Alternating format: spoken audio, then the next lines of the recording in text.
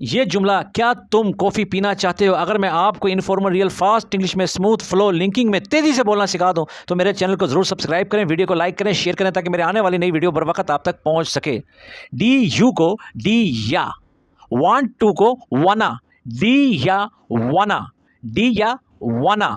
Grab आ को ग्रेबा, ग्रेबा coffee, D या wanna grab a coffee, D या वाना ग्रेबा कॉफ़ी।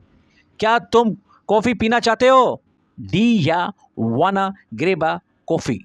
फिल्मी स्टाइल में, डी या वाना ग्रेबा कॉफ़ी, हे d'you wanna grab a coffee, हे d'you wanna grab a coffee, D या wanna grab a coffee. तेजी से, D या wanna grab a coffee, hey d'you wanna grab a coffee. That's right, this is real fast English, so subscribe to my channel, come on.